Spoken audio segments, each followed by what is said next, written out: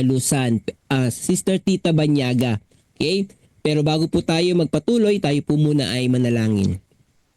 Amang banal, Diyos na makapangyarihan sa lahat, pinapasalamatan namin kayo, Panginoon, sa umagang ito. Ginising niyo po kami, nataglay ang kalusugan ng mga aming pangatawan upang sa ganon, muli po namin mapakinggan ang inyong mga magandang mga pananalita na siya nagbibigay pag-asa at kalakasan sa aming buhay. Pagpalain niyo po ang bawat isa ang may mga bahagi sa umagang ito. At nawa, Panginoon, patuloy naming maihayag ang papuri at salamat at ang inyong kaluwalhatian sa oras na ito sa pangalan po ni Jesus. Amen. Amen. Okay? So ngayon mga kapatid, tayo po ay dadako na po sa ating pagbabasa. Si Sister Alicia Lacaba sa Joshua chapter 10. Sister Alicia, sige po. Yes po, Pastor. Happy God first morning po sa lahat. Malinaw po ba? Yes po, malinaw po. Akin pong babasahin ang aklat ng Josue, chapter 10. Nangyari nga nang mabalitaan ni Adoni-Sedec na hari sa Jerusalem na kung paanong nasakop ni Josue ang hari at nagibang lubos, na kung paanong kanyang ginawa sa Jericho at sa hari Neon, gayon ang kanyang ginawa sa Hai at sa hari Neon, at kung paanong nakipagpayapaan sa kanila ang mga taga-Gabaon at nangasagita nila. Ay natakot silang mainam, sapagkat ang Gabaon ay malaking bayan na gaya ng isa sa mga bayan ng hari, at sapagkat lalong malaki kaysa Hai, at ang lahat ng lalaki roon ay mga makapangyarihan. Kaya't si Adoni-Sedec na hari sa Jerusalem ay nagsugo kay Oham na hari sa Hebron, at kay Piriam na hari sa Jarmuth, at kay Japhia na hari sa Lakis, at kay Dibir na hari sa Eglon, na ipinasasabi, sampahin ninyo ako at inyong tulungan ako, at saktan natin ang Gabaon, sapagkat nakipagpayapaan kay Josue at sa mga anak ni Israel. Kaya't ang 5 hari ng mga Amoreo, ang hari sa Jerusalem, ang hari sa Hebron, ang hari sa Jarmuth, ang hari sa Lakis, ang hari sa Eglon, ay nagpitisan at sumampa sila at ang lahat nilang hukbo, at humantong laban sa Gabaon at nakipagdigma laban doon. At ang mga tao sa Gabaon ay nagsugo kay Josue sa kampamento sa Gilgal na sinasabi, huwag mong papanlambutin ang iyong kamay sa iyong mga lingkod. Sampahin mo kaming madali at iligtas mo kami at tulungan mo kami, sapagkat ang lahat ng mga hari ng mga Amoreo na nangananahan sa lupaing maburol ay nagtitisan laban sa amin. Sa gayoy sumampa si Josue mula sa Gilgal, siya at ang buong bayang pangdigma na kasama niya, at ang lahat ng mga makapangyarihang lalaki na matatapang. At sinabi ng Panginoon kay Josue, huwag mo silang katakutan, sapagkat ako aking ibinigay sila sa iyong mga kamay. Walang lalaki roon sa kanila na tatayo sa harap mo. Si Josue nga ay naparoong bigla sa kanila. Siya'y sumampa mula sa Gilgal buong gabi, at nilito sila. Wait po, wala. Yan. At nilito sila ng Panginoon sa harap ng Israel, at kanyang pinatay sila ng malaking pagpatay sa Gabaon, at kinabol niya sila sa daan na sampahan sa Beth Horon, at sinaktan niya sila hanggang sa Azeka at sa Maseda. At nangyari na habang tumatakas sa harap ng Israel samantalang sila'y nasa babaan sa Beth Horon, na binagsakan sila ng Panginoon sa Azeka ng mga malaking bato na mula sa langit, at sila'y namatay. Sila'y higit na namatayan sa pamamagitan ng mga batong granizo kaysa pinatay ng mga anak ni Israel sa pamamagitan ng tabak. Nang magkagayoy nagsalita si Josue sa Panginoon ng araw na ibinigay ng Panginoon ang mga Amoreo sa harap ng mga anak ni Israel. At kanyang sinabi sa paningin ng Israel, araw, tumigil ka sa Gabaon at ikaw buwan sa libis ng Ajalon. At ang araw ay tumigil at ang buwan ay huminto hanggang sa ang bansa ay nakapaghiganti sa kanyang mga kaaway. Hindi ba ito nakasulat sa aklat ni Jasher? At ang araw ay tumigil sa gitna ng langit at hindi nagmadaling lumubog sa isang buong araw. At hindi nagkaroon ng araw na gaya niyaon bago nangyari yaon o pagkatapos niyaon na ang Panginoon ay nakinig sa tinig ng tao, sapagkat pinakipaglaban ng Panginoon ang Israel. At si Josue ay bumalik at ang buong Israel na kasama niya sa kampamento sa Gilgal. At ang 5 haring ito ay tumakas at nagsipagpubli sa yungib sa Maseda. At nasaysay kay Josue na sinasabi, ang 5 hari ay nasumpungan na nakatago sa yungib sa Maseda. At sinabi ni Josue, magulong kayo ng mga malaking bato sa bunganga ng yungib at maglagay kayo ng mga lalaki roon upang magbantay sa kanila. Ngunit huwag kayong magsitigil. Inyong habuli ng inyong mga kaaway at inyong sasaktan ang kahuli-hulihan sa kanila. Huwag ninyong tiising pumasok sa kanilang mga bayan, sapagkat ibinigay sila ng Panginoon ninyong Diyos sa inyong kamay. At nangyari nang makatapos si Josue at ang mga anak ni Israel ng pagpatay, ng malaking pagpatay sa kanila, hanggang sa nangalipol at ang labi na natira sa kanila ay pumasok sa mga nakukutaang bayan. Na ang buong bayan ay bumalik sa kampamento kay Josue sa Maseda na tiwasay. Walang magalaw ng kanyang dila laban sa kaninuman sa mga anak ni Israel. Nang magkagayoy, sinabi ni Josue, inyong buksan ang bunganga ng yungib at inyong ilabas sa akin ang 5 haring iyan sa yungib. At kanilang ginawang gayon. At inilabas ang 5 haring iyon mula sa yungib. Ang hari sa Jerusalem, ang hari sa Hebron, ang hari sa Jarmuth, ang hari sa Lakis, ang hari sa Eglon. At nangyari ng kanilang ilabas ang mga haring iyon kay Josue na ipinatawag ni Josue ang lahat ng lalaki sa Israel at sinabi sa mga pinuno ng mga lalaking mandirigma na sumama sa kanya, lumapit kayo. Ilagay ninyo ang inyong mga paa sa mga leeg ng mga haring ito. At sila'y lumapit at inilagay ang kanilang mga paa sa mga leeg ng mga yaon. At sinabi ni Josue sa kanila, huwag kayong matakot, ni Mang Lupaypay. Kayo'y magpakalakas at magpakatapang na maigi, sapagkat ganito ang gagawin ng Panginoon sa lahat ninyong mga kaaway na inyong pinakalaban. At pagkatapos ay sinaktan sila ni Josue at ipinapatay sila at ibinitin sila sa 5 puno ng kahoy at sila'y nangabitin sa mga puno ng kahoy hanggang sa kinahapunan. At nangyari sa paglubog ng araw na si Josue ay nagutos at kanilang ibinaba sa mga punong kahoy at kanilang inihagis sa yungib na kanilang pinagtaguan at kanilang nilagyan ng mga malaking bato ang bunganga ng yungib hanggang sa araw na ito. At sinakop ni Josue ang Maseda ng araw na iyon at sinugatan ng talim ng tabak at ang hari niyon. Kanyang nilubos silang nilipol at ang lahat ng tao na nandoon. Wala siyang iniwang nalabi at kanyang ginawa sa hari sa Maseda ang gaya ng kanyang ginawa sa hari ng Jericho. At si Josue ay dumaan mula sa Maseda at ang buong Israel nakasama niya hanggang sa Libna at lumaban sa Libna. At ibinigay rin ng Panginoon 10 ng hari niyon sa kamay ng Israel at kanyang sinugatan ng talim ng tabak at ang lahat na tao na nandoon, wala siyang iniwan doon. At kanyang ginawa sa hari niyon ang gaya ng kanyang ginawa sa hari sa Jericho. At dumaan si Josue mula sa Libna at ang buong Israel na kasama niya hanggang sa Lakis at pumantong laban doon at lumaban doon. At ibinigay ng Panginoon ang Lakis sa kamay ng Israel at kanyang sinakop sa 2 araw at sinugatan ng talim ng tabak at ang lahat na tao na nandoon ayon sa lahat ng ginawa niya sa Libna. Nang magkagayoy sumampa si Joram na hari sa Geser upang tulungan ng Lakis at sinaktan ni Josue siya at ang kanyang bayan hanggang sa walang iniwan siya. At dumaan si Josue mula sa Lakis at ang buong Israel na kasama niya hanggang sa Eglon at sila'y humantong laban doon at nakipaglaban doon.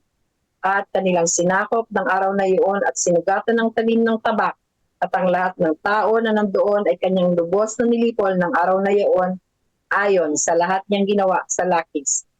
At sumampa si Josue mula sa Eglon at ang buong Israel na kasama niya hanggang sa Hebron at sila'y nakipaglaban doon. at kanilang sinakop at sinugatan ng talim ng tabak, at ang hari niyaon at ang lahat ng mga bayang niyaon, at ang lahat na tao na nandoon. Wala siyang iniwang nalabi ayon sa lahat niyang ginawa sa Eglon, kundi kanyang lubos na nilipol at ang lahat na tao na nandoon. At si Josue at ang buong Israel na kasama niya ay bumalik sa Debir at nakipaglaban doon. At kanyang sinakop at ang hari niyaon at ang lahat ng mga bayan niyaon, at kanilang sinugatan ng talim ng tabak, at lubos na nilipol ang lahat na tao na nandoon. Wala siyang iniwang nalabi. Kung paano ang kanyang ginawa sa Hebron ay gayon ang kanyang ginawa sa Debir at sa hari niyon, gaya ng kanyang ginawa sa Libna at sa hari niyon. Ganito sinakta ni Josue ang buong lupain, ang lupaing maburol at ang timugan at ang mababang lupain at ang mga tagudtod at ang lahat ng hari niyon. Wala siyang iniwang nalabi kundi kanyang lubos na nilipol ang lahat na humihinga gaya ng iniutos ng Panginoon ng Diyos ng Israel. At sinaktan sila ni Josue mula sa Kades Barnea hanggang sa Gaza at ang buong lupain ng Gosen hanggang sa Gabaon.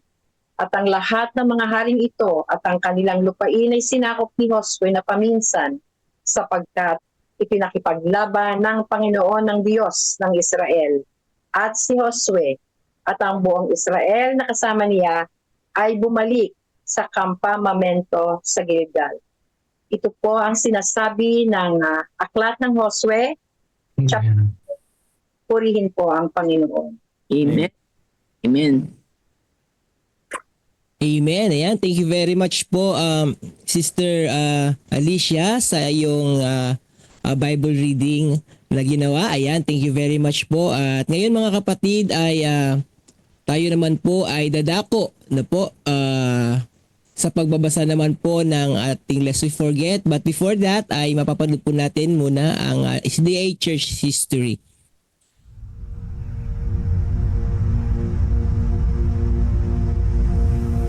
After Jesus returned to heaven, his disciples remained with the awesome task of taking the gospel to the whole world. Filled with the Holy Spirit, these men and women proclaimed the message they had received with boldness and power, reaching out to all corners of the then known world. But it was not without great opposition, first from the Jews, then from the Roman state. Many Christians were faithful to the point of death, suffering torture and humiliation from cheering onlookers at the Circus Maximus and Colosseum in Rome and throughout the empire. However, the blood of the martyrs only paved the way for the further spread of the gospel. After years of persecution by the Roman emperors, one of them, Constantine, professed conversion to Christianity in 312 AD. Now Christianity became popular, but it resulted in many pagan practices and symbols entering the church, particularly in Rome.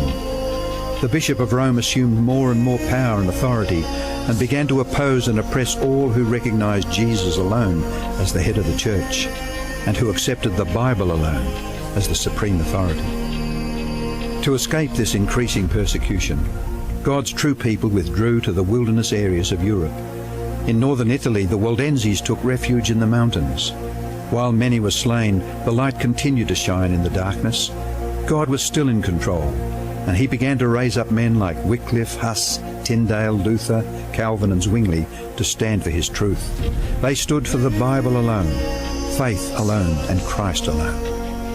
In 1798, in fulfillment of Bible prophecy in the book of Daniel, the religious and political supremacy of the Roman Church was temporarily reduced when General Berthier removed Pope Pius VI from his throne.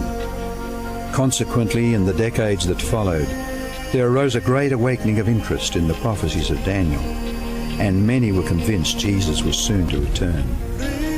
In the United States, the Baptist preacher William Miller was joined by hundreds of other preachers in their expectation of the return of Jesus in 1844. However, when Christ did not return in 1844, Further Bible study led a small group to discover that Christ's ministry in the heavenly sanctuary was an explanation for their great disappointment. They discovered that the Bible taught that the seventh day was the Sabbath that Jesus had set aside for his people. Slowly they came to understand that their mission was to preach the three angels' messages of Revelation 14. Their goal as Seventh-day Adventists was to preach with power the everlasting gospel and to prepare the world for Christ's return. More than 160 years have now passed. Years that have brought 2 world wars, numerous military campaigns, financial depression, the rise of atheism and secularism, as well as a booming world population, with natural disasters increasing in frequency and intensity. Today, the Church's mission and message is more relevant and urgent than ever in its history. Jesus is coming soon, and the world must be warned. Prepare to meet your God. Amen. Ayan. Okay, so ngayon ay pakinggan po natin si Sister Tita Banyaga na siya pong magbabahagi po ng ating Lest We Forget devotional sa umagang ito. Okay, Sister Tita? Andito po ba Sister Tita?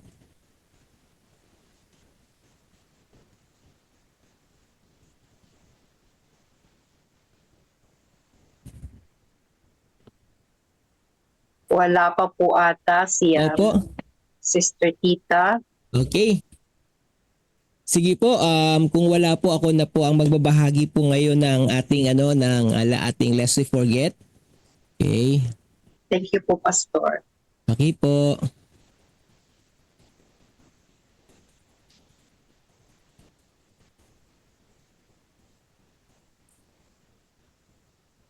Okay.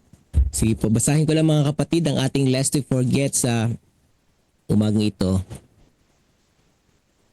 Ito po may pinamagatang pagbabago sa edukasyon. Okay? Pagbabago sa edukasyon. Ito bang sabi?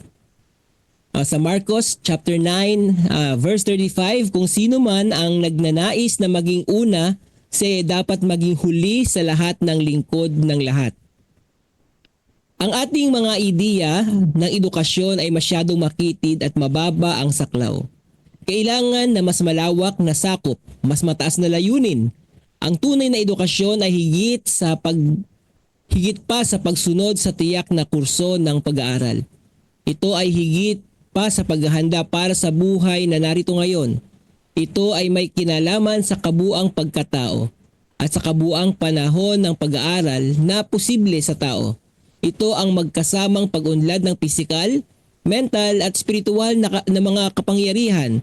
Inihanda nito ang estudyante para sa kagalakan ng serbisyo sa mundong ito at para sa mas mataas na kagalakan ng mas malawak na serbisyo sa darating na mundo. Ganito ang pambungad na salita ng aklat na edukasyon, isa sa mga pinakamahalagang ambag ni Ellen G. White sa Adventismo. Hindi aksidente na ang aklat ay nailimbag noong 1903 matapos ang isang dekada ng pag-iisip at pagsusulat tungkol sa paksa ng edukasyon. Siya ay handa na sa unang mga taon ng bagong siglo upang bumuo ng isang aklat na magbibigay direksyon sa isa sa pinakamahalagang sektor ng denominasyon. Ang edukasyon ay nagbibigay sa sistema ng paaralan ng Adventista ng pilosopikal na mga utos sa dapat gawin. At sa proseso, itinakda nito ang mga mithiin ng edukasyon na medyo salungat sa tradisyonal na mga programa. Samantalang ang tradisyonal na edukasyon ay naglalayong ihanda ang mga tao para sa matagumpay na buhay dito sa mundo, ang edukasyon, bagamat hindi tinatanggi ang mahalagang tungkulin na iyon, ay nagsasabing hindi sapat ang ganitong paghahanda. Hindi na mahalaga ang paghahanda sa higit na mahalaga ang paghahanda sa mga estudyante upang mabuhay kasama ng Diyos sa walang hanggan. Habang ang tradisyonal na edukasyon ay kadalasang nakatutok sa pagpapaunlad ng mental na aspeto ng mga estudyante nito, ang edukasyon ay nananawagan para sa pagpapabuti ng buong tao. Bagamat ang tradisyonal na edukasyon ay naghahanda sa mga tao upang iposisyon ang kanilang sarili ng may kaalaman para sa pag-unlad sa mundo, ang edukasyon ay nagdiriin para sa layunin ng serbisyo sa iyo, sa Diyos at sa ibang tao. Ang tema ng serbisyo ay bumabalot sa aklat. Sa huling pahina nito, mababasa natin sa ating buhay dito na panlupa at limitado ng kasalanan, ang pinakadakilang kagalakan at pinakamatas na edukasyon ay nasa serbisyo at sa hinaharap na kalagayan na hindi na nababalot ng mga limitasyon ng makasalanang sangkatauhan. Ito ay sa serbisyo kung saan matatagpuan ang ating pinakadakilang kagalakan at pinakamataas na edukasyon. Binago ng aklat na edukasyon ang tradisyonal na edukasyon at sa proseso, ito ay nagbigay ng pilosopiya ng edukasyon at buhay na kailangan nating parehong unawain at isabuhay. Ito ay isang pilosopiya ipinatutupad ang mga pagpapahalaga ng Diyos na nagsasabing kung sino man ang nagnanais na maging una, siya ay dapat maging huli sa lahat sa lahat at lingkod ng lahat. Yan po mga kapatid ang ating devotional sa umagang ito sa ating Lest We Forget. Okay, sana po ito po ay maging aral po sa atin na napakahalaga po ng Christian education, ang ating Adventist education na siyang naging pamantayan, direction po ng ating mga paaralan dito po sa ating misyon. No po? So pagpalain po tayo ng ating Panginoon at sa umagang ito mga kapatid, tayo na po ay dadako sa ating tagapagsalita at ang ating tagapagsalita sa umagang ito ay walang iba ang ating Executive Secretary na si Pastor Raylord Reyes. So ipagkaloob na po natin sa kanya ang panahon and then after po noon ay tayo po ay tutungo na po sa ating breakout rooms. Pastor? Pastor Junel, pakipray muna natin si Pastor Raylord. Ay, okay po. Manalangin po muna tayo. Okay, let's pray. Amang banal, Diyos na makapangyarihan sa lahat.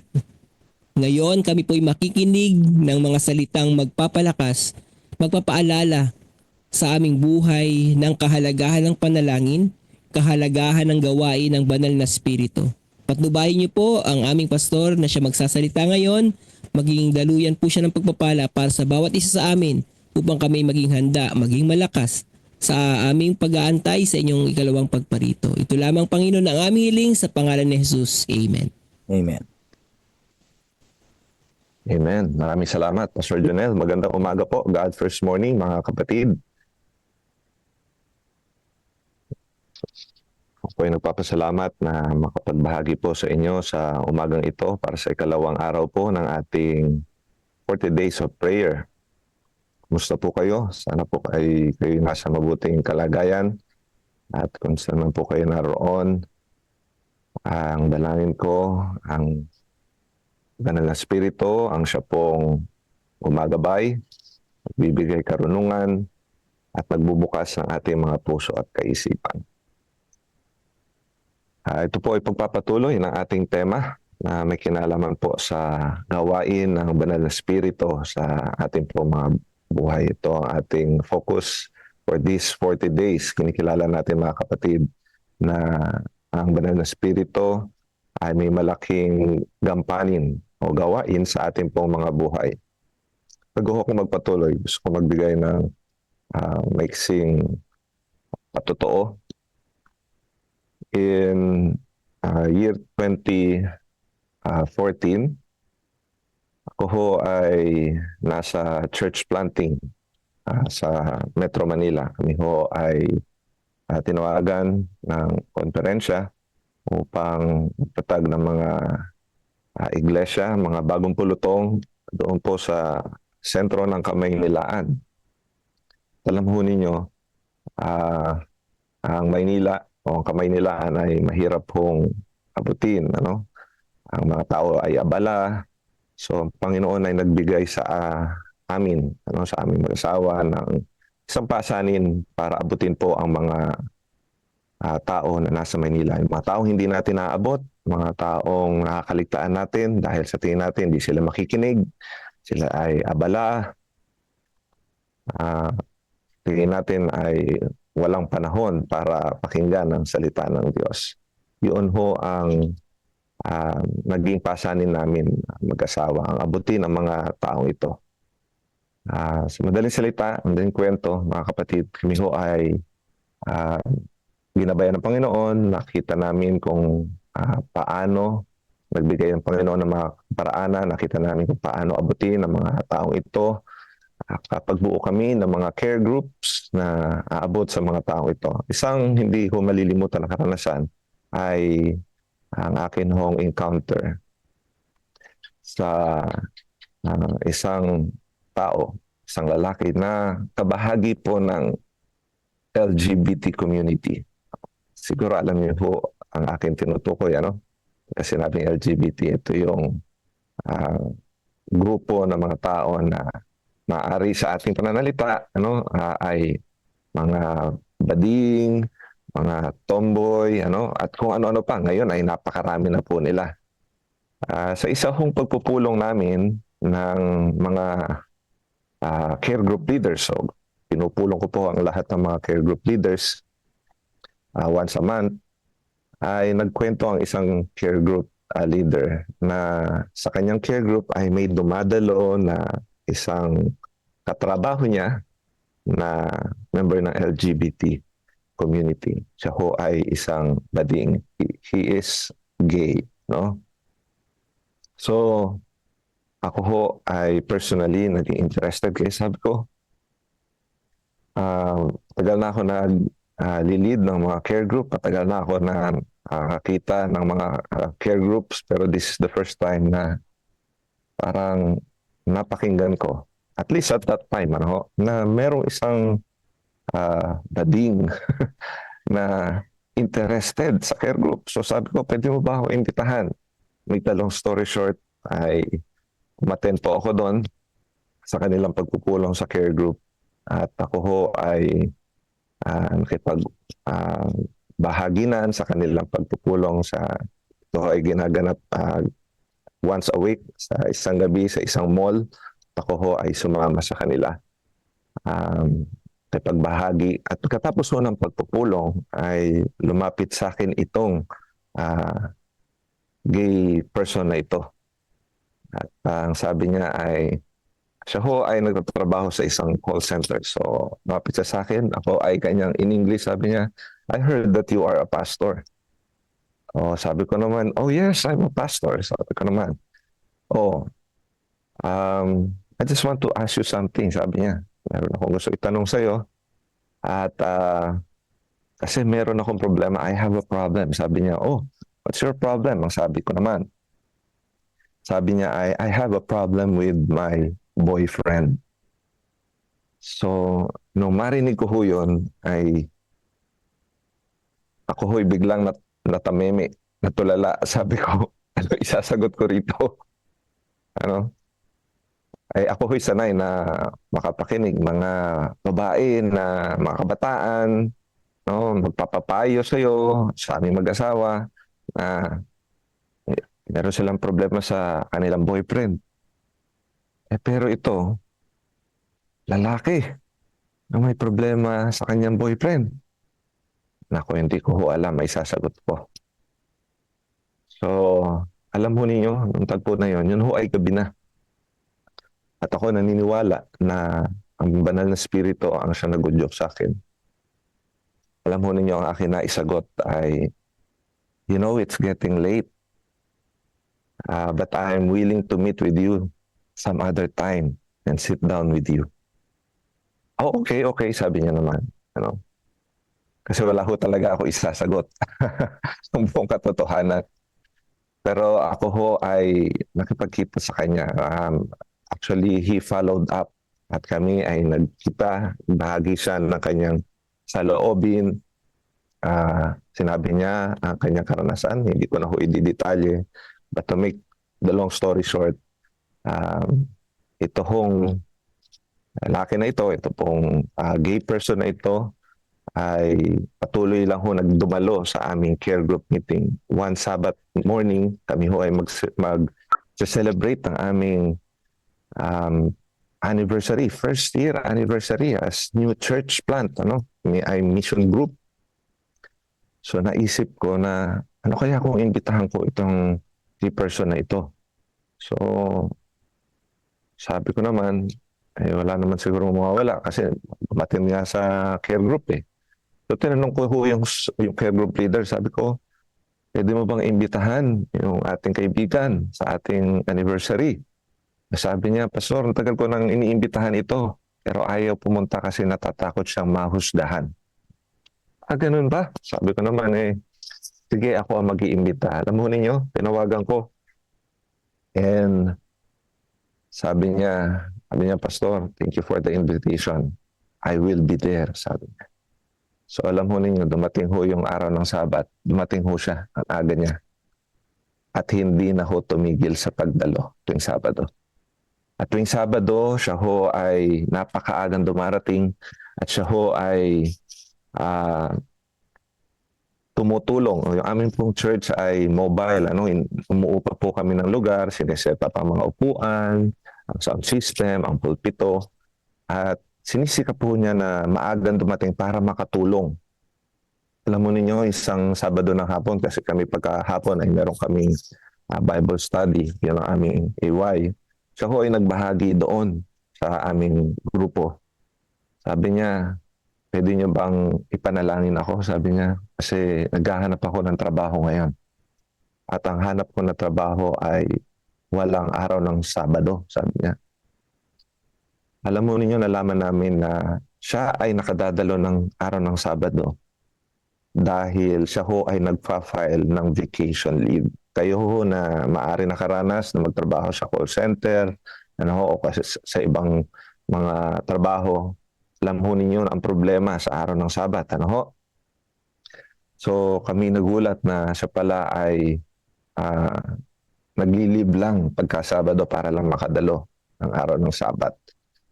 Madaling salita, isang araw, sabi niya, Pastor, ako ay nag-resign na. Bakit? Naman, wala na kasi akong leave, naubos na, sabi niya. Pero sabi niya, sinagot na po ng Panginoon yung ating panalangin. Sabi niya, nakahanap na ako ng trabaho. Hindi lang libre ng Sabado, buong weekend, Biyernes pa lang ay libre na.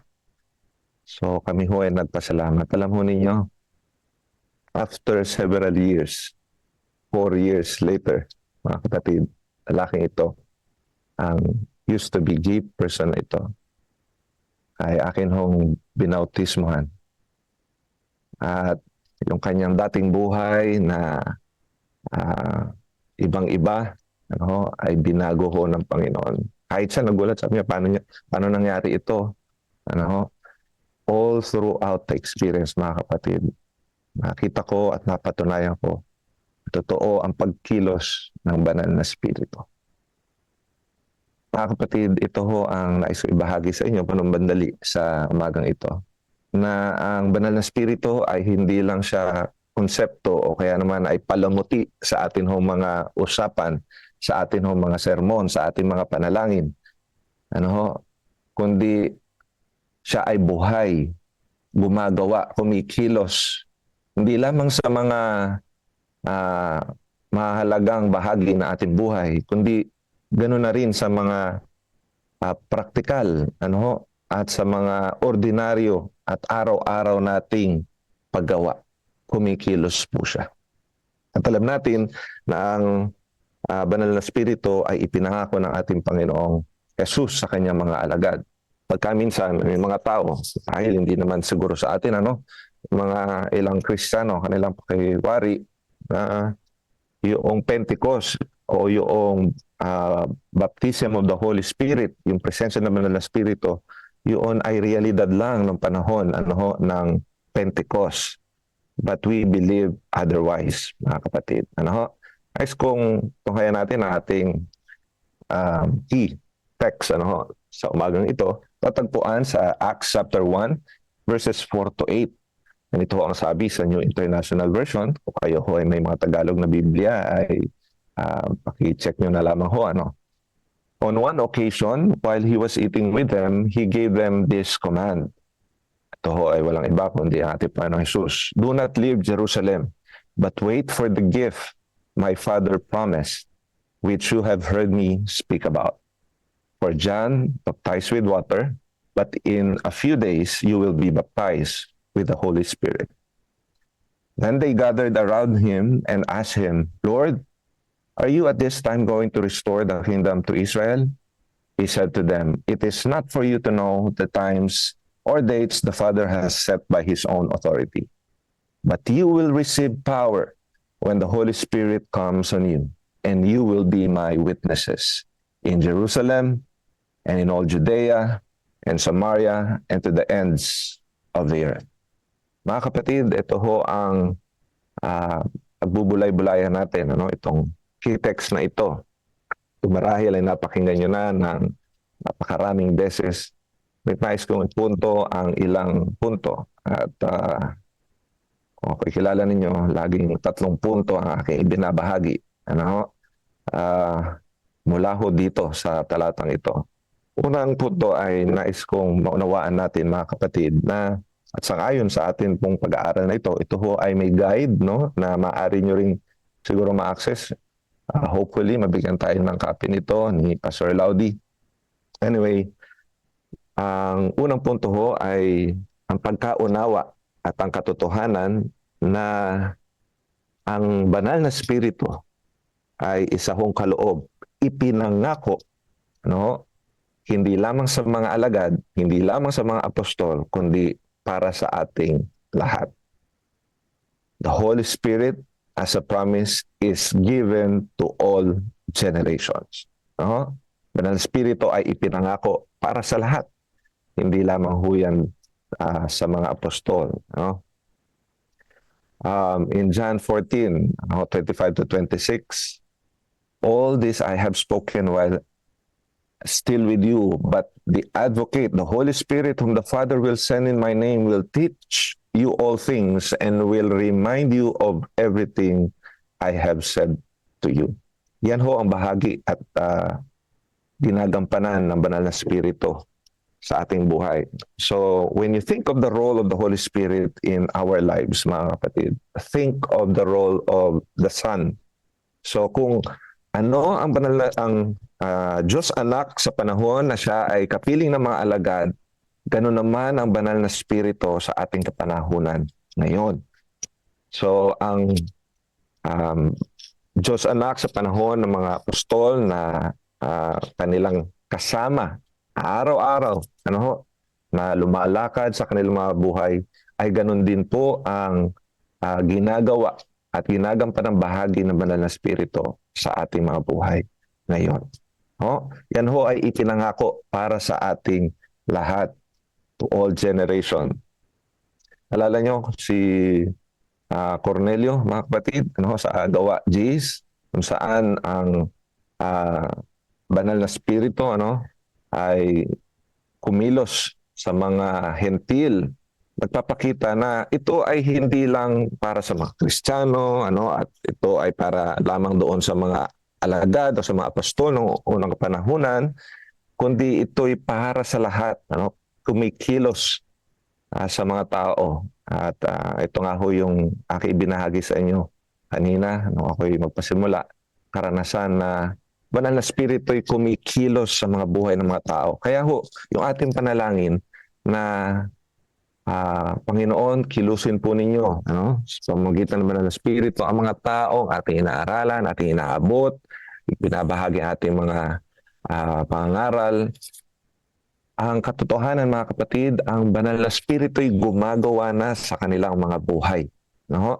At ito ay nagpapatunay, ang karanasan na ito ay nagpapatunay na ang banal na Espiritu ay buhay at gumagawa na sa buhay ng mga tao. Ito ay para sa lahat. Pangalawa, the Holy Spirit's presence is needed in different seasons. Ang banal na Espiritu ay kailangan natin sa bawat panahon. Banal na Espiritu, mga kapatid, ay hindi lamang sa mga pagkakataon tayo gipit, o hindi lamang sa mga pagkakataon na tayo ay magkakaroon ng pangangaral, o kaya naman pagka merong revival. Mga kapatid, gaya ho nung nabanggit ko kanina sa pasimula, ang banal na Espiritu ay buhay. Siya po ay maaari nating maranasan kahit sa napaka-praktikal at kumbaga, ordinaryong bahagi ng ating mga buhay.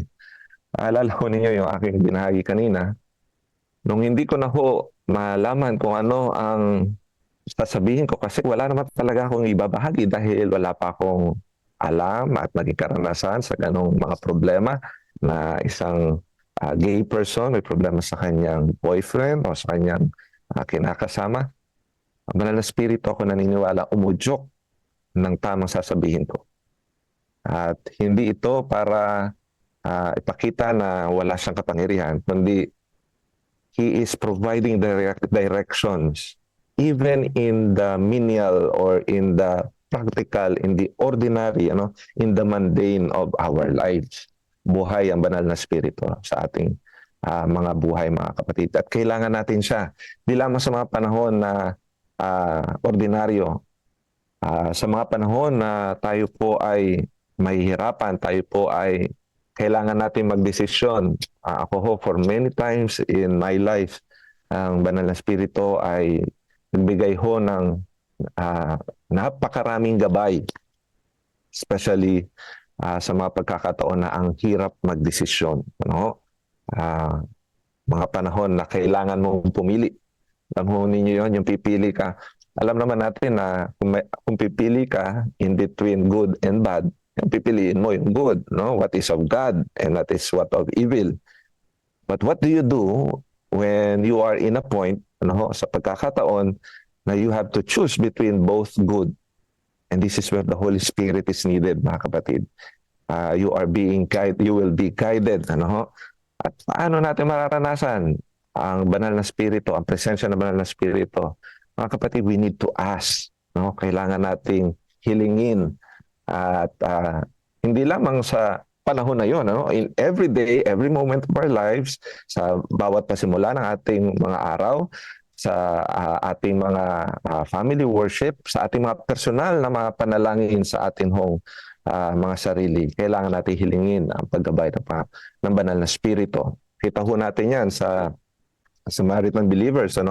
They believe and were baptized but received the Holy Spirit later through the laying of hands by Peter and John. So, hindi lamang ho bago tanggapin ng mga tao, ng mga mananampalataya, nila nararanasan ang banal na spirito. Even after, at dito sa tagpo na ito, during the laying of hands. So, kaya ho tayo mga kapatid, diba, sa atin ho mga seremonya, sa atin ho mga ginagampan ng mga services, we see the laying of hands, particularly by the ordained individuals. Bakit? Dahil ito po ay pagkilala sa kapangyarihan ng banal na spirito. Actually, wala naman ho doon sa kamay na nagpapatong, kundi doon sa kapangyarihan sa Diyos, sa banal na spirito na dumadaloy doon sa ginagamit niya. Kay Pablo na dating Saul, nung kung paano naranasan niya rin ang banal na spirito. He received the Holy Spirit through Ananias' prayer and laying of hands before his water baptism. The Ephesians disciples, mga kapatid, in Acts chapter 19, they received the Holy Spirit after Paul's prayer and laying of hands. We need, mga kapatid, to ask. Maalala nyo in Luke chapter 11 verse 13, if you then, though you are evil, know how to give good gifts to your children, how much more will your Father in heaven give the Holy Spirit to those who ask Him? Kailangan ho nating hilingin, mga kapatid, para atin hong maranasan, makita ang manifestation ng Holy Spirit sa ating mga buhay. Araw-araw. In the ordinary, in the extraordinary, in spectacular, in the mundane. Mararanasan natin ang banal na spirito sa ating buhay. And then lastly, Holy Spirit's power will enable us to fulfill God's mission. Ang kapangyarihan ng banal na spirito ay siyang tatapos sa misyon ng Diyos. Amen? Yan ho ang gawain ng banal na spirito, mga kapatid. At ako ho na-amaze kasi sa akin ho experience, ang laging manifestation ng Holy Spirit sa aking buhay. Nandito ba si Brother Donnie? Nag-uusap kami tungkol dito the other day. Ang banal na spirito ay nagiging buhay. Lagi nakikita ang manifestation niya. Always in the context of being involved in mission, mga kapatid. Kaya, nung ipangako ito, ganun din. Nung ibigay ng Panginoon, noong ibuhos na sa kanila, nasa konteksto ng pagmimisyon, mga kapatid. Tingnan ho ninyo ito. In verse 8, which is so familiar to us, in Acts 1:8, that you will receive power when the Holy Spirit comes on you. Meron din version sa, I believe, Luke 24, na wait. Ganun din ang sabi ng Panginoon. Ito naman dito sa Acts 1:4 naman yon. But wait for the gift my Father promised. At ano ho yung gift na yon? Yun ho yung banal na Espiritu. And we will receive the power of the Holy Spirit. And we will become what? We will be His witnesses. Yun din ho yung sinabi niya, di ba, sa Matthew 28, verse 20, and I will be with you to the very end of the age. Pero ang utos niya, make disciples of all nations. So nasa konteksto lagi, mga kapatid, ng pagmimisyon. Sa akin ho, ang karanasan, personal na karanasan, ang kanyang kapangyarihan, the Holy Spirit's power is always evident. Yung manifestation nito, every time sa akin ho, ang karanasan, sa paghikibahagi sa pagmimisyon. Kaya gusto niyo hong maranasan ang kapangyarihan ng Banal na Espiritu? Be engaged in mission, mga kapatid. Gusto niyo makita kung paano gumawa ang kapangyarihan ng Banal na Espiritu? Sumali ho tayo sa pag-abot sa mga kaluluwang naliligaw. Gumawa tayo ng mga alagad. Hindi ho ba kayo mahihiwagaan kung paano ang Panginoon kumikilos sa mga buhay ng mga tao? Isa ho, itong ibinigay ko sa inyong patotoo kanina sa aking pagpapasimula. Who would have thought, mga kapatid, that a gay person like that, who was living a different life, would be changed, mga kapatid, 180 degrees. Mahirap na 360, Kasi pagka 360 degrees, babalik. 180 degrees yung kanyang pagtalikod sa kanyang buhay. Siguro tanong nyo, kumusta siya ngayon? Mga kapatid, he is one of our deacons in the church. At alam nyo, minsan pagka ay nagsasabi siya na siya pa rin ay may mga struggle siya, and the Holy Spirit is helping him, mga kapatid. Ganun ho ang trabaho ng Banal na Espiritu sa ating buhay. Na hindi ibig sabihin we have accomplished everything. We have got everything already. Kundi ang Banal na Espiritu ay gagawa sa atin, and He is engaged in the work of sanctification in our lives. Yan ho ang malaking gawain ng Banal na Espiritu sa ating buhay. And so, one reminder, mga kapatid, to every one of us here, ay makita natin, ma-realize natin na ang gawain ng Panginoon, hindi po tayo ang tatapos. Bagamat tayo gagamitin, ang Banal na Espiritu ang magbibigay ng kapangyarihan. Pwedeng napakaganda ng ating estratehiya, napakaganda ng ating methodology, kundi kikilos ang Banal na Espiritu, ay wala rin ho tayong magagawa. O maaring napakaganda ng ating mga nababanggit, pero pagkaminsan mararanasan ho ninyo ito. Kasi personally, naranasan ko na kahit kaano kaganda na ating sinasabi, kung wala ang kapangyarihan ng Banal na Espiritu, wala rin ho, mga kapatid. But no matter, regardless if you have, yung mga ating binabahagi ay mga simpleng pananalita, mga payak, na pamamaraan, pero nandoon ang kapangyarihan ng Banal na Espiritu, ito ho'y maaari magbago ng mga buhay ng mga tao. In a practical sense, siguro isipin nyo, paano nagiging, ang Banal na Espiritu ba ay parang magic na lumalapag sa mga tao na ating nilalapagan ng kamay? Mga kapatid, while it is sometimes mysterious, and unexplainable, minsan hindi natin maipaliwanag ang ginagawa ng Banal na Espiritu. At ako naniniwala, yun ang gusto ng Panginoon kasi pagka ang mga bagay kapali-paliwanag, hindi na ho tayo didepende sa kapangyarihan ng Panginoon. Sometimes it doesn't make sense, mga kapatid, yung paggawa ng Banal na Espiritu sa ating buhay. Pero sometimes, it's so practical, Bakit? Kanyo? ang banal na spirito kapag ka nagbunga sa atin, kapag ka ating hiniling sa Panginoon at ito ay nagbunga sa ating mga buhay, yung pong ating mga pag-uugali, yung ating mga pagkilos na hindi kasiyasiya at katanggap-tanggap sa harapan ng Panginoon ay kanya hong binabago. Ano ho? Na yun ho yung nag-i-enable sa atin. Kaya nga sabi ko, in a practical sense, ay pwede rin ho natin makita ang Panginoon sa pamagitan ng banal na spirito, binabago ho tayo na pagka nakita nila, oh, kilala ko ito dati itong ganito, pero bakit siya ganito na? Ano? At dahil ang banal na spirito ang gumawa sa atin. Di ho kayo nang sabi sa Galatia 5, yung pagbunga ng banal na spirito sa ating mga buhay. At hindi lamang yung spiritual gifts. Kasi yung spiritual gifts, mga kapatid, yung mga kaloob ng banal na spirito, that's another thing, ano?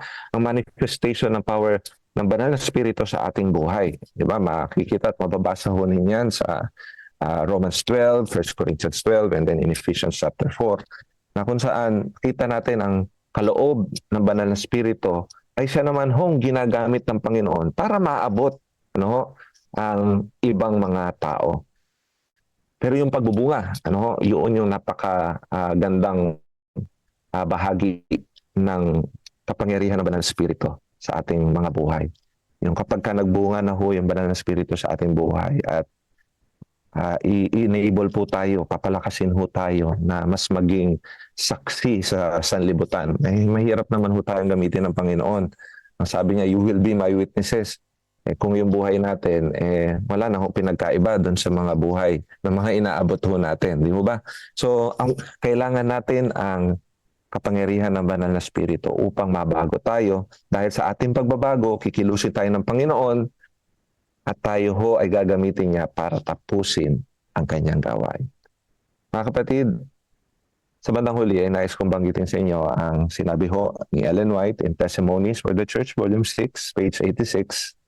Impress upon all the necessity of the baptism of the Holy Spirit, the sanctification of the church, so they will be living, growing, and fruit-bearing trees of the Lord's planting.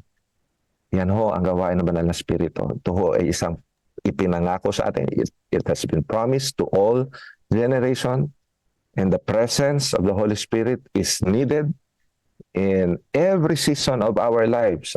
Kumikilos na sa mga taong inaabot pa lang natin, ibinibigay niya sa ating mga araw-araw na buhay in a practical way, sa mga pagkakataon na hihirapan tayo. And the power of the Holy Spirit, mga kapatid, will finish God's mission. And it will enable us, sabi ho ni Ms. White, to live, to grow, and to bear fruit in this world. Pagpalain ho tayo, dalangin ko ay maranasan natin ang bautismo ng banal na spirito sa ating buhay. Para ho sa ating pagbubulay-bulay, reflection questions, anong katotohanan ang ipinaalala or ipinaunawa sa iyo ng Diyos sa araw na ito patungkol sa banal na spirito? Marahil alam niyo na ho ang ilan dito. Ano ho ipinaalala sa inyo ngayon? Pangalawa, kailan at paano naranasan ang bautismo ng banal na spirito sa iyong buhay? Ito ang ating pagbubulay-bulayan. Maraming salamat po and God first morning. Amen. Amen. Yan, thank you very much po. Amen, amen. Thank you very much po, Pastor Ray Lord, sa iyong napaka timely na message po para sa aming lahat. Tunay mga kapatid na lagi nating buksan ang ating puso po sa patuloy na gawain ng banal na spirito. Upang sa ganoon, ayan, ang ating buhay ay maging, kumbaga, naayon po sa kalooban ng ating tagapagligtas. Alright? So ngayon mga kapatid, tayo po ay dadako na po sa ating breakout room at dito po sa ating program, meron po tayong, para masulit po natin lahat, at maaga pa naman tayo, meron po tayong 30 minutes na breakout na sessions na po sa ating mga breakout room. Nandun po yung gagawin natin Thanksgiving, reflection, testimony, and garden of prayer. Okay? So, ihanda na po natin mga kapatid ang ating sarili para po sa bahagi po na ito. So ang ating mga pastors po ang magiging facilitator sa kanila mga breakout rooms. Okay? So tayo po kumbaga pansamantala maghihiwa-hiwalay at babalik po tayo after 30 minutes po. Pastor, Yes po, Pastor. specific natin 4:58 ngayon. So mga anong oras tayo baka kapusinan natin sila? Sige po. Mga 4, mga 5:30? Opo, mga 5:30 po, 5:30. Okay. Okay. Subukan ko 5:30 mga kapatid. subukan ko mag-create ng rooms para matuto rin ako. Sige po, Pastor. So, assigned automatically, ano? Assigned automatically. Opo. 7. Gawin na daw po natin, Pastor, siguro mas madami para mas maliit ng konti yung yung papasok po sa rooms. Tama na yung 10 o 12 Opo, mga 12, Pastor, siguro 12 po. para significant yung number sa Bible. Okay. Opo. 12. Okay. Alright. Create. Ano mga open all rooms. Okay. Ayun. Okay, join nyo.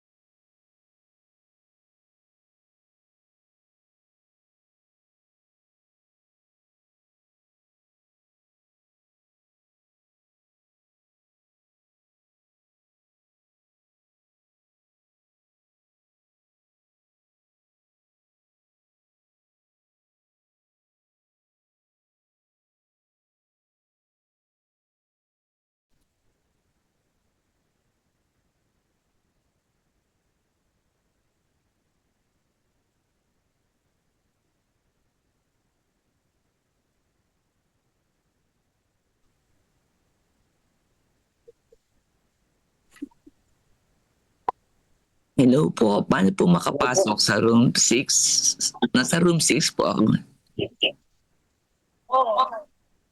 Hello? Magandang umaga po. Good morning po. Happy good first morning. Good morning. Good first morning po. Nasa room 6 po ako. Kayo po ba? Room 6 din po. tayo. Nasa room 6 po. Opo. Bakit po hindi tayo magkita? Wala pong kwan. Buksan niyo po yung inyong video. Hindi ko- Okay. Sige, thank you po. Okay. Hindi po ako makapag-video. May problema sa ano ko. Okay. Yan. Okay po, Pastor. Good morning po. Good morning. Happy God Good first morning po, Pastor. Happy God first morning po. Ayan. Parang kukunti tayo. Ba't sa iba ay marami sila? Maganda ngayong konti, Pastor. Ito. 2, 4, 6, 7 na. 7. 7 na. Marami pang dumadagdag yata. Ganda. Ganun ba? Good morning, Brother Melvin. Good morning.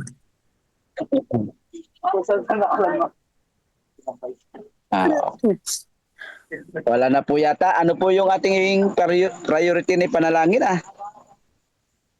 May kan ba kayo? Hindi ko yata nasundan Opo, alam po ni Brother Melvin. Oo. Meron pa.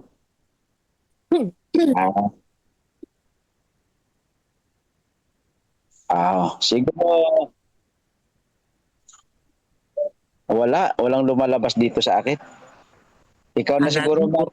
ikaw na lang siguro, Brother Melvin, walang lumabas sa akin, ah. Ito man po, ala rin po. Ha? Wala sa Ala akin. po. Pito po Oo. pala tayo, pito. Hindi po eh. O baka sa messenger na ilagay. Wala ah. Ayun, lumabas Ayan, na. ito na po siguro. Ito na, share nyo. Ayan, napaka-iksi. Oo. Napakaliit po. Reflection. Ayun. Oo. Anong katotohanan? Ayan. Anong katotohanan ang pinaalala o ipinaunawa sa iyo ng Diyos sa araw na ito sa patungkol sa banal na espiritu?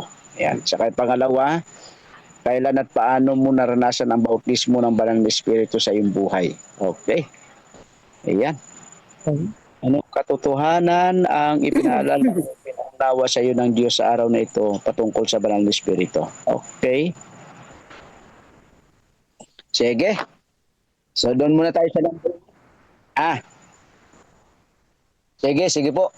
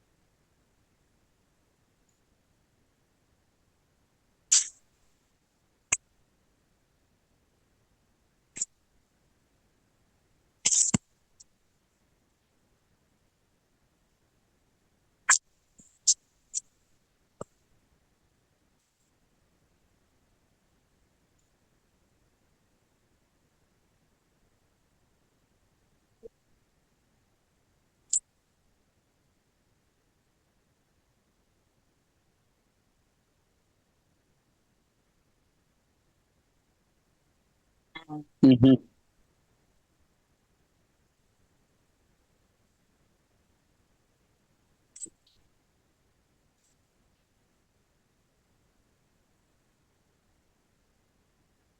Mhm.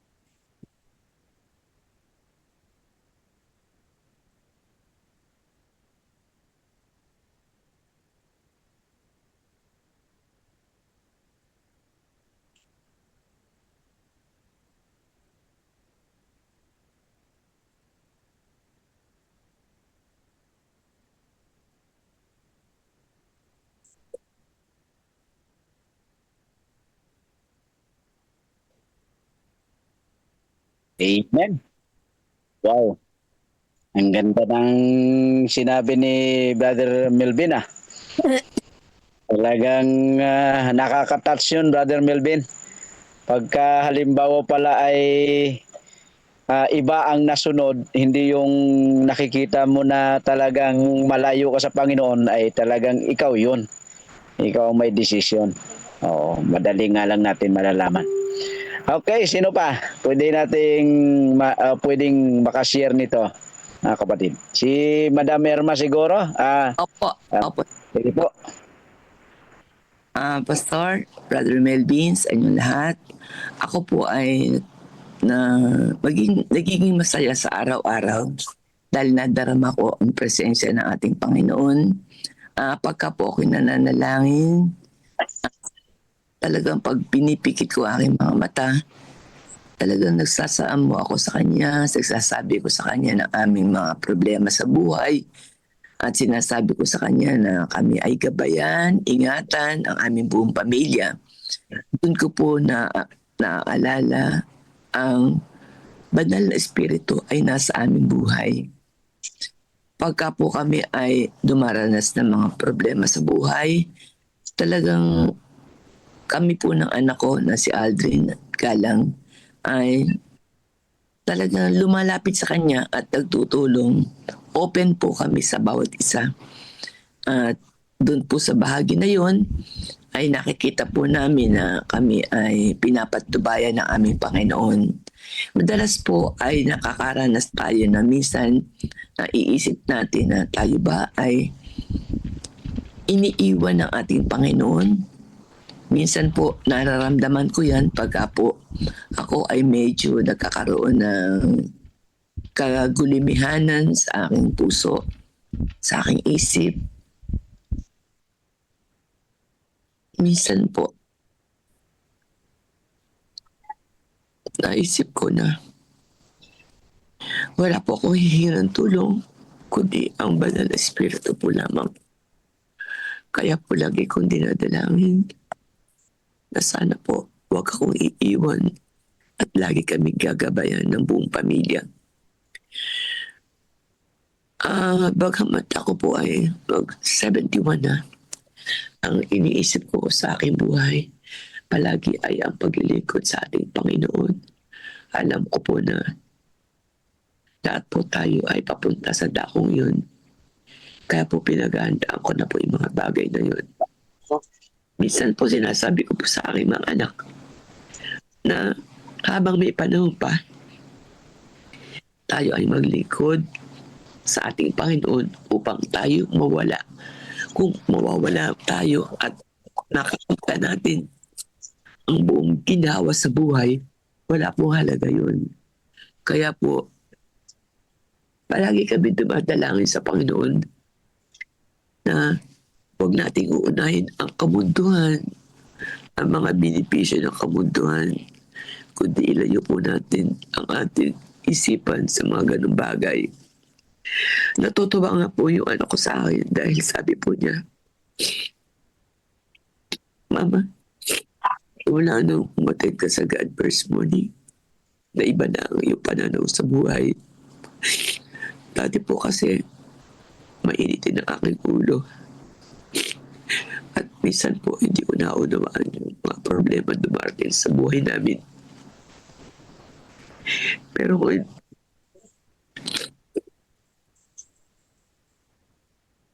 ako po ay talaga walang pagtigil sa pagpapit sa Panginoon dahil damang-dama ko po ang kanyang pagmamahal, lalong-lalo na sa aming pamilya. Iniingatan ko po na huwag ako nakapagsalita na hindi maganda. At alam ko po yun ay makapagpapahina sa aming pananampalataya.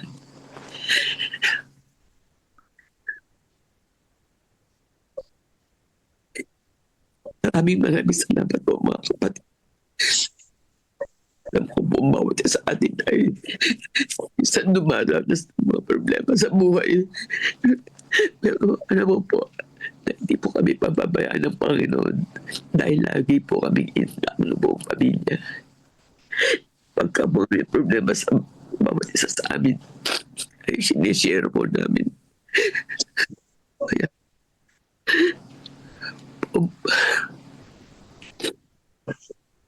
uminhin niyo po ako, mga kapatid. Naman ko lang po ngayon sa oras na ito ang banal na espiritu. Kaya ako po ay hindi na po nahiya sa inyo na mag-share sa aking nadarama, sa papuri at pasasalamat sa ating Panginoon. Napakadaming bagay ko po na ipagpapasalamat. Dahil ito po buwan ng Oktubre na ito ay na pong October 1st.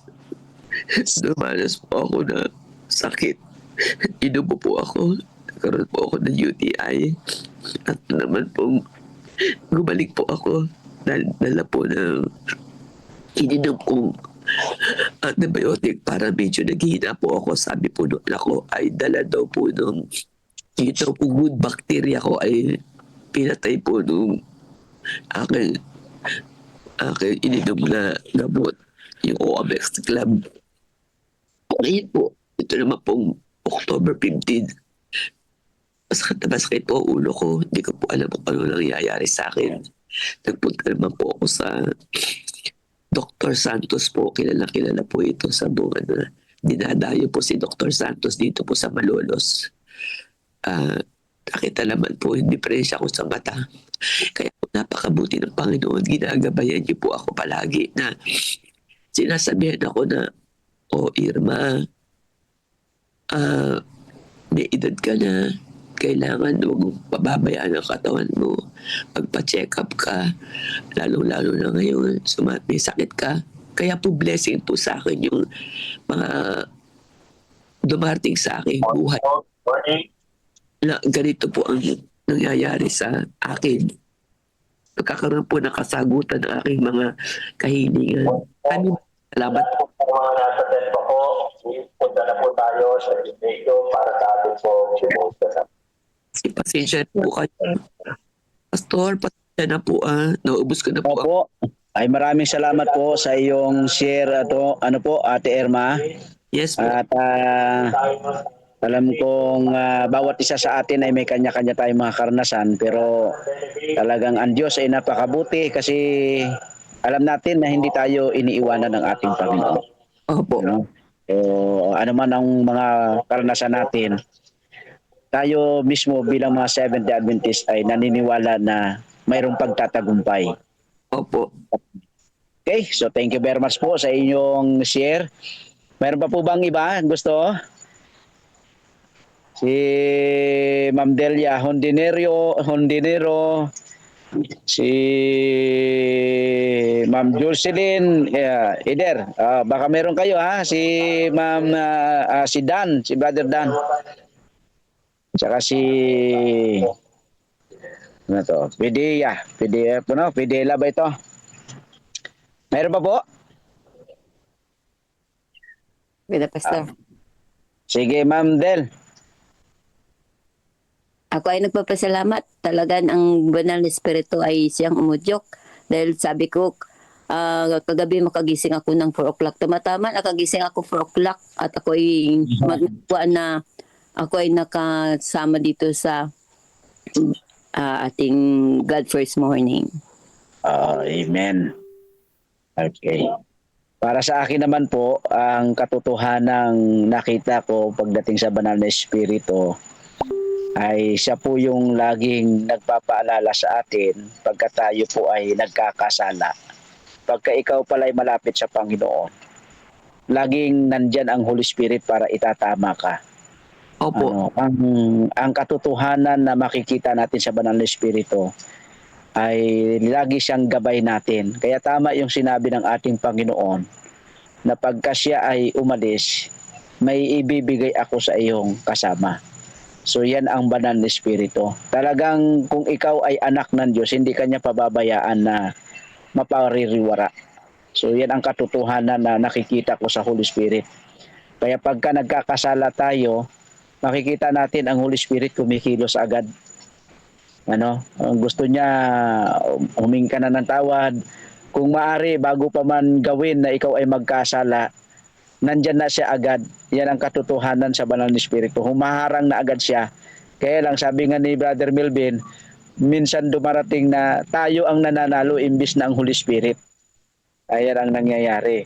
Pero ang Holy Spirit, humaharang na agad siya bago ka magkasala.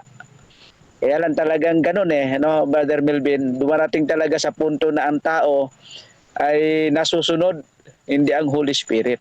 Pero ang kagandahan naman doon, pagka ikaw naman ay nagkasala, nandyan rin siya na magpapaalala sa iyo na bumalik ka na. Ayan, humingi ka na ng tawad kasi nagkasala ka. Pero sumasablay din Brother Melvin doon Ate Irma, sumasablay din minsan kasi kahit na ang Holy Spirit ay nagpaalala na ikaw ay humingi ng tawad, ang tao pa rin minsan nananalo. Kaya talagang mayroon talagang great controversy sa buhay natin. Minsan lumalaban talaga tayo sa Holy Spirit. Kahit na ang Holy Spirit ay nagnanais na talagang ibalik ka kasi nagkasala ka.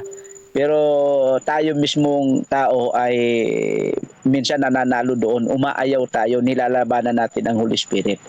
Pero sa atin, lalo na sa atin na nakakaunawa at ramdam natin ang Holy Spirit, doon tayo nananalo kasi nagre-response tayo. Kasi ang sabi nga ay yan ang tinatawag na freedom of choice. Yung talagang pinipili natin. And then sa akin, nararamdaman ko na ang Holy Spirit ay talagang nababautismuhan ako. Ay yung bang pagka nagkasala ako, nandun ang Holy Spirit. Umbaga, nagpapanibagong bautismo ka kasi nga, 'di ba, ang baptism mayroong binabanggit doon na tatanggapi malibang ikay ipanganak ng tubig at ng espiritu. So pagka nagkasala, ramdam ko talagang binabautismuhan uli ako ng Holy Spirit. Kasi yun naman talaga, pagka ikaw ay nagkasala, kinakailangan mabautismuhan ka uli. So yun ang nakikita ko na nararamdaman ko sa Holy Spirit na pagka ako ay nagkasala, binabautismuhan ako, hinuhugasan ako para muli ako magiging isang bagong nilalang. Bagamat hindi na sa tubig, pero ang Holy Spirit laging nandyan para ako ay bautismuhan sapagat ako ay nagkasala. So yun yung katotohanan ng nakita ko sa Banal na Espiritu. Okay, si Brother Dan.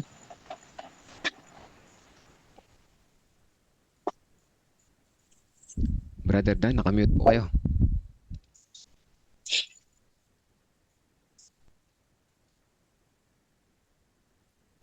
Parang wala yata si Brother Dan Wala.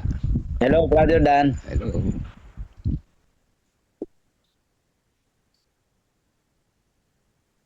Wala. Sige, mamaya na siguro si Brother Dan. Baka meron pa pong gustong magsalita. Ako po, Pastor. Good Sige. morning. Happy God first morning po. Happy God first morning po, Madam.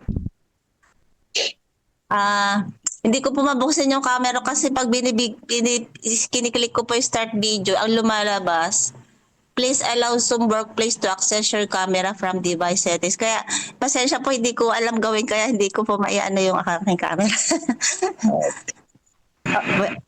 Sa akin po naman, nabanggit po dito ni Pastor Raylord yung doon sa point number 2 po yung the Holy Spirit is needed in different seasons. So, yung Banal na Espiritu yung kailangan natin sa bawat panahon. So, ibig sabihin po sa akin ang katotohanan na yung Holy Spirit may iba't iba tayong nagiging karanasan sa buhay natin. Sa akin po, ang katotohanan po na sabi nga po the Holy Spirit is our comforter. Amen. Sa buhay ko po, ako po kasi nakatira po ako sa isang compound. Ako po yung caretaker dito sa isang apartment. Pero nag-iisa po ako nakatira dito sa taas. Kaya isang lugar po to na 3 bedroom pero iisa ko lang po yung nakatira dito kasi nga po wala pa akong kasama. Ako po ay isang widow at ang akin pong mga kapatid na dati ko pong kasama kasi kasama yung family niya ay nagpunta na po sa ibang bansa.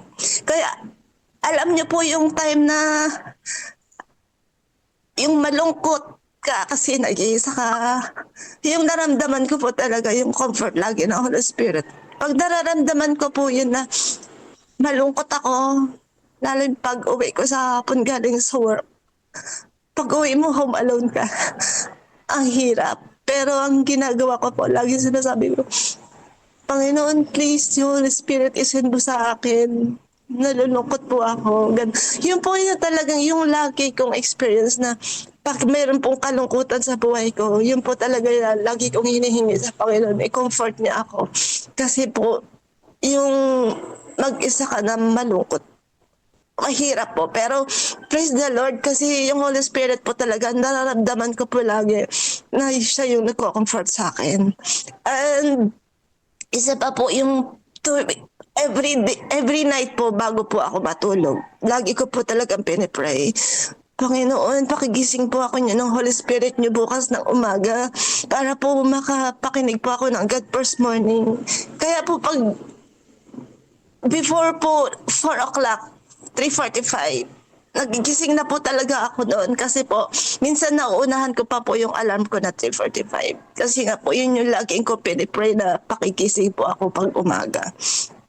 Kaya po pag umaga yung pag wala po tayong FB Live, ang lungkot ko kasi ba't walang FB Live na GFM, tapos lahat po ng sa Adventist Mission wala pa rin FB Live. Alam niyo po yung doon ko talaga na experience na yung Holy Spirit talaga yung comforter ko. At sabi nga po dito, sabi niya, di ba, kailan at paano mo naranasan ang baptism ng Holy Spirit sa iyong buhay? Yung nga po, yung time na, yun po yung time na talagang nakakaranas ako ng kalungkutan.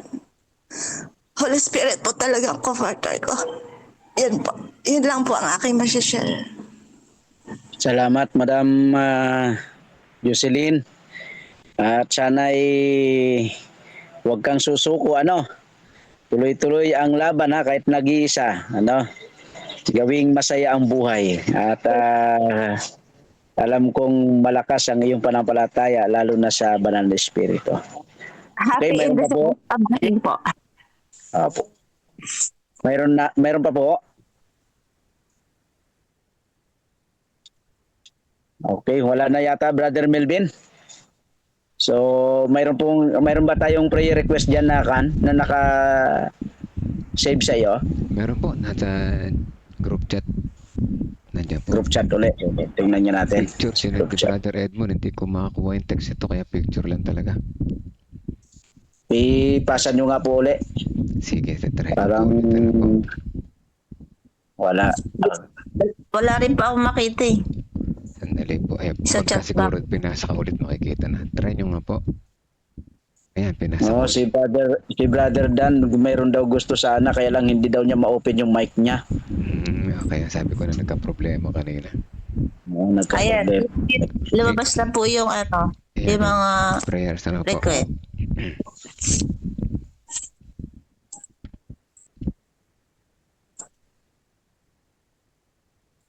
Unreached people. Okay. So, anong style pong ginagawa dito, Brother Melvin? Kasi kagabi, kahapon, ng umaga, hindi po ako nakaakan. Pwede diretso lang, Pastor, para mabilis. Isahan lang. Isahan lang ba? Opo. Kayo na lang, Brother Melvin, ang mag-pray. Sige, ako po magpe-pray man. Malinaw-linaw yung mata ko, Pastor Sirin. Oo nga. medyo mahina na rin yung mata natin. Tayo po manalangin. Ano po? Sige. Sige po, ipigit ang ating mga mata at dito ng ating sarili sa Panginoon. Let us pray, mga kapatid. Mapagmahal naming Diyos, aming Amang Banal na nasa langit, patuloy po ang aming pasasalamat sa iyo sa umaga na ito na kami ay muli mong tinawag, ginising mula sa aming pagkakatulog sa dakilang Diyos. Salamat at muli mo kaming in-invite dito sa pakikinig, pakukonek sa inyo sa aming God First Morning Devotional, kung saan mas lalong lumalalim ang aming pagiging connection sa iyo. Nauunawaan namin ang iyong kalooban. Nagagawa namin na kami ay makita ang aming mga pagkakamali sa aming buhay. Salamat po sa gabay ng Holy Spirit o dakilang Diyos sa aming buhay, na kung saan nagdadala sa amin ng patuloy na pag-asa, ng patuloy na kapanatagan, ng comfort o dakilang Diyos. Ngunit humingi kami ng tawad sapagkat kung minsan nadadaig ng aming sarili ang tawag ng Holy Spirit sa aming buhay. Ngunit nariyan pa rin po kayo at hindi nyo kami iniiwanan. Patuloy ang inyong pagtawag sa amin.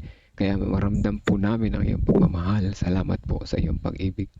Sa pagpapatuloy po ng aming panalangin, nais namin isama sa panalangin ang mga kapatiran na narito ngayon, meron kaming mga personal prayer requests sa umaga na ito na nais namin ilapit po sa iyo, o dakilang Diyos. Ang sambahayan ni Pastor Serene Paulino, ang kanyang mga mahal sa buhay, ang kanyang mga anak, ang kanyang buong pamilya, ang kanilang kapitbahay, ang kanilang nasasakupan, lalong higit ang kanyang iglesia na pinangungunahan. Ngayon din ang sambahayan ni Ate Irma Galang, o dakilang Diyos, at ang kanyang mga personal na kahilingan. Kasama rin namin ang panalangin ng sambahayan ni Sister Jocelyn Cahobe-Eder, ang sambahayan ni Brother Alejandro Vilbar Jr., ang sambahayan ni Brother Dan Cruz, Sister Delia John Donero, ang sambahayan ni Sister Fidela Villavicencio, ang sambahayan ni kapatid na Sandy, ang sambahayan ng lahat ng kapatiran na nanonood sa Facebook Live, o dakilang Diyos. Hindi man namin makikita, mababasa ang kanilang mga pangalan, ngunit alam namin na babasa niyo po ang kanilang mga puso sa mga sandali na ito. Gayun din ang sambahayan ng bawat isa na nasa Zoom sa kabilang breakout room. Dalangin din po namin ang prayer focus namin sa umaga na ito. Ang mga unreached people ng groups, mga small groups, mga tao na nasa iba't ibang sulok ng aming nasasakupan. O dakilang Diyos, tulungan niyo po kami na maabot ang mga ito, na sila ay mapabalitaan din ng pabalita ng mensahe ng tatlong anghel. Dalangin din namin ang KLAA at ang lahat ng Adventist school sa aming nasasakupan. Ang CLPM Headquarters Project, o dakilang Diyos, every family is a builder. Ganyan din ang sambahayan ng CLPM Headquarter groundbreaking sa November 30. Ang constituency meeting sa December 8 and 9. Ang Youth Harvest 2025 sa The Power of One, October 20 to November 2. Ganyan din ang crusade sa Sapang Palay. At ang pagtatapos ng aming crusade dito sa Gapan. Ang crusade sa Pantug, Cabanatuan. Ganyan din ang evangelism sa North Bulacan District 2. At ganyan din ang crusade sa Talimundok Church at ang evangelism sa Bantay Bayan, kasama rin ng Finding Hope, ang gabi-gabing pangangaral na series ng SSD simula December 3 hanggang December 13. Alam namin na mga programang ito ay hindi lamang makatutulong sa aming mga kababayan, kundi siya rin namang magpapalakas sa aming mga personal na connection at po sa inyo at sa aming pananampalataya. At sa pagpapatuloy, o dakilang Diyos, narito ang aming mga kapatiran na may mga special prayer request, kagalingan sa mga karamdaman, kalusugan, at ang bawat isa ay aming nilalapit po sa iyo. Ang request ni kapatid ni Joy Magas sa patuloy na pagtaas ng kanyang plates, o dakilang Diyos, ipatuloy niyo po siyang hipuin na niyo mapagpagaling na kamay. Ang kahilingan ni Ate Irma Galang para sa kanyang paningin, sa kanyang mata, ay makita niya malinaw, hindi lamang ang kanyang physical na mata, o dakilang Diyos. Ang kanyang personal na paningin po sa iyo ay palagi niyang kayo makita, o dakilang Diyos. Ganyan din ang kahilingan ni Sister Kate Justin Cartesa sa kanyang fast recovery sa kanyang surgery. Ganyan din ang panalangin para kay Gabe, Hannah, Sandra sa kanilang physical and mental health. Ganyan din ang panalangin para kay Sweet and Aldrin para sa kanilang health and financial needs ng buong pamilya at kanilang mga pag-aaral. Ganyan din ang panalangin para kay Rebecca Miranda sa kanyang kagalingan, sa kanyang karamdaman, kay Sair Cruz, kay Conching Carpio, Buboy Vicente, Feli Cucheco, kay Mark Ian De Chavez, Cleo Rillosa Rasa, kay Chari Ancheta, Yoli Liktawa, si kay kapatid na Cristina Aguilar, Jaime at Naring Manlungat. Ganyan din ang kahilingan para kay Gianni Kaliwag, Marcos Espiritu, Elenji de los Santos, Rocky de los Santos, o dakilang Diyos. Ang mga karamdaman na ito at kagalingan ay aming inaasahan sapagkat kayo ang aming dakilang manggagamot. Maaari po ba na sabay-sabay nyo kaming hipuin na yung mapagpagaling na kamay? Kami rin naman ay may mga karamdamang pang espiritual. Alam namin na sa pamamagitan po ninyo, sa pag-connect namin sa inyo, kami ay lahat ay gagaling at magiging handa habang kami naghihintay sa nalalapit ninyong pagdating. Ito pong lahat ng ating dalangin sa pangalan ni Jesus na aming tagapagligtas. Amen. Amen. Amen. Amen. Thank you po. Okay, maraming salamat po, Brother Melvin, sa panalangin. Salamat po na marami sa lahat. Thank you po. Sige po. Balik tayo sa sa room, sa main room. Ano po? Good Bumalik, morning po ano? sa ating lahat. Sige po. Kita-kita po ulit tayo sa main. Main na po. Sige po. Bye-bye po. Thank you po, Pastor.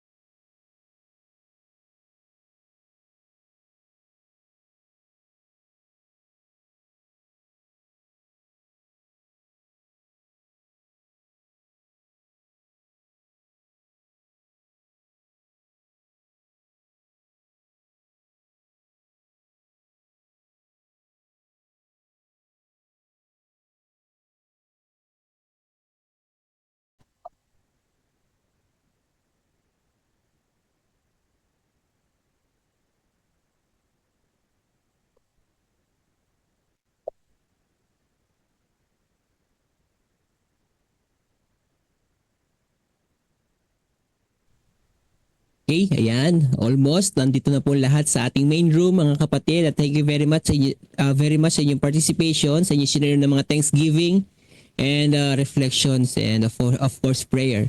At after po ng ating closing song ay tayo bibigyan ang magbibigay po sa atin ng closing prayer ay si Pastor Ray Lord, and then benediction naman po later ni Pastor Joey De Ocampo. So, pagkaloob na po natin sa ito ang ating closing song.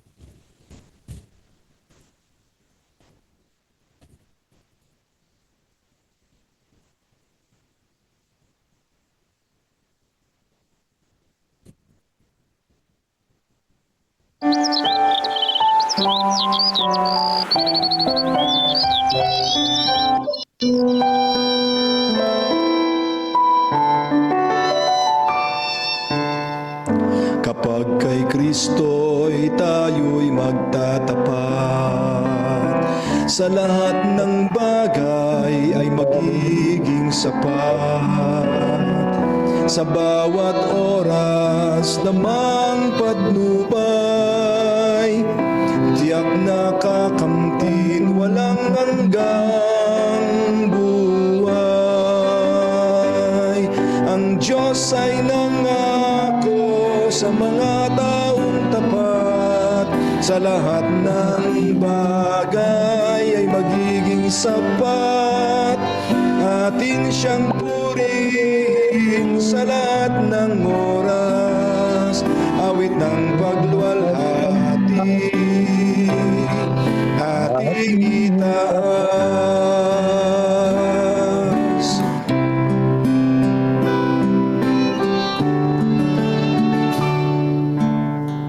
Si Kristo ang ating gawing Panginoon, puso't isip sa Kanya ituon. Di kaput handog, talento at dunong. Misyon sa gawain ng ito'y sumulong. Ang Diyos ay nangako sa mga taong tapat, sa lahat ng bagay ay magiging sapat. Atin siyang purihin sa lahat ng oras, awit ng pagluwalhati ating itaas. Pagagaanin ating mga pasan, sa mga suliranin kanyang tutulungan. Magtiwala tayo't siya ang tawagan, tunay na ligaya ay makakamtan. Ang Diyos ay nangako sa mga taong tapat, sa lahat ng bagay ay magiging sapat. Atin siyang purihin sa lahat ng oras, awit ng pagluwalhati ating itaas. Papurit luwalhati sa kanya itaas.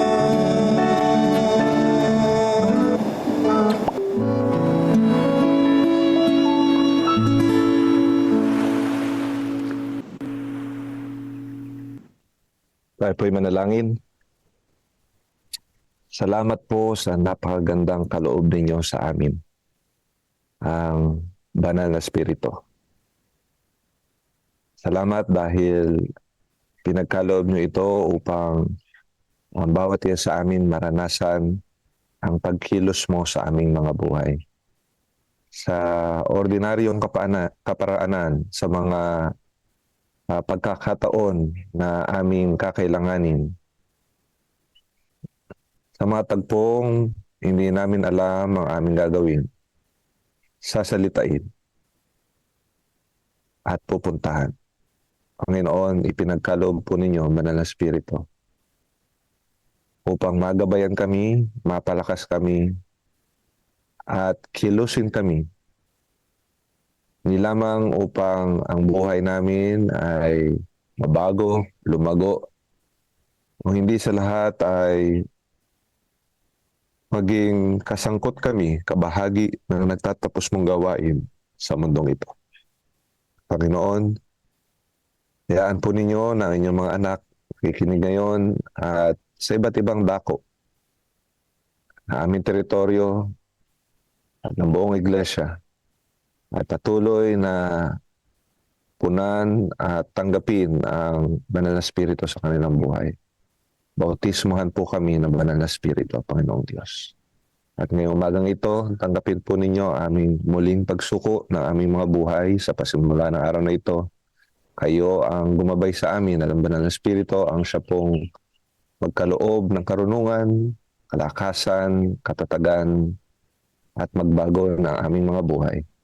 Isinusuko namin ang mga sarili namin sa inyo, Panginoon, at sa pagkilos ng Banal na Espiritu. Dalangin po namin ang lahat na ito, alang-alang lahat sa pangalan ng ating Panginoong Jesus. Amen. Amen. Amen. Amen. Amen. Amen. Amen. Amen. Thank you very much mga kapatid. Ayan, thank you very much Pastor Raylord at sa ating lahat na narito muli mga kapatid, bukas magkikita-kita tayo. Ayan si Pastor Joey.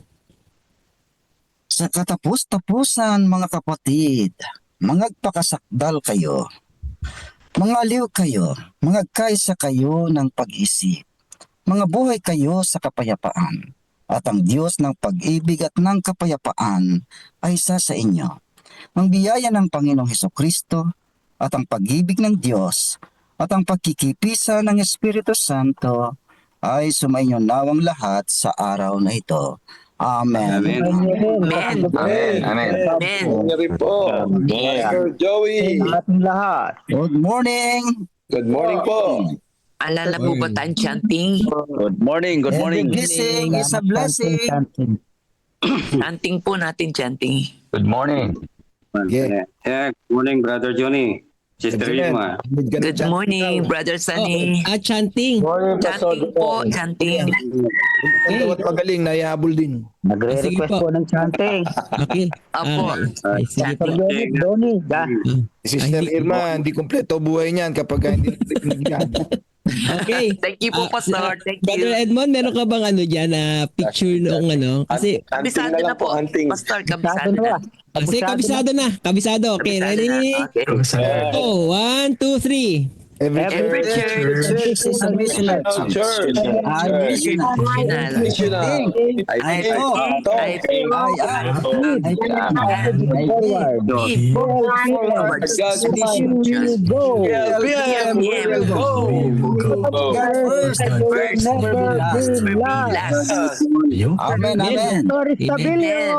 Amen. Thank you po. Every blessing is every Thank you, blessing Brother is a blessing. Jonathan.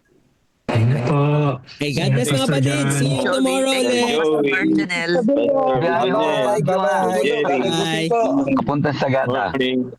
Ingat po, Brother Donnie. Donnie, ingat ka, Brother Donnie. Salamat, Pastor. Brother Donnie, ingat. Salamat tayo mo. Padalan mo kami ng strawberry. Sige po. Joke lang. Kapunta sa gata. chocolate. Dapat lang chocolate. Para Amerika lang. Pogi-pogi. God bless po sa lahat. Sige po. Thank you po. Thank you po sa inyo lahat. Karera to. Ayan, mga kapatid, yan ang ating devotional. Masaya at maganda. Nagkaroon ng sharing doon sa breakout room. Nagkaroon lang ako ng problema sa mic. Bumalik ang dating problema, no? Kapag binubunod ko yung mic no, sa computer ko, nawawala talaga yung dito sa ating sa Facebook. Pero so meron, ano? So ayan, ano? Sayang, gaganda pa naman ng mga sharing nyo. So, mga kapatid, ayan, nawa, bukas ulit tayo ay babalik, ano? Bukas ano na natin, susulitin natin yung breakout room. Ubusin natin yung panahon. Kaya lang parang kusa siyang, wala na siyang timing, kusa siyang bumabalik. Hindi na siya kusang babalik hanggat hindi ka mag-exit. So, ganun po, no? So, anyway, salamat sa inyong pakikinig. At ayan, ano, nakita ko yung mga response about the Holy Spirit, ano? At sa mga narito ngayon, sa mga 17 na nasa live, bukas po, invited po ulit tayo na Jesus, mga kapatid ko, no? At dito muna matatapos ang ating devotional sa umaga nito. Muli, God first morning po sa ating lahat.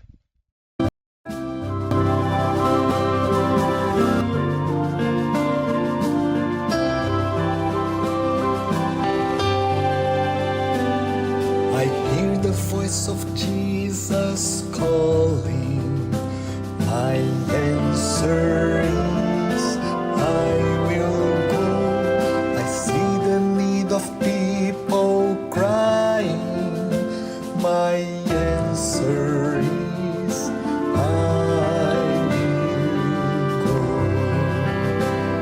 I go to share the message of love. I go to share the blessed hope. But if I get discouraged, I call to Jesus' help.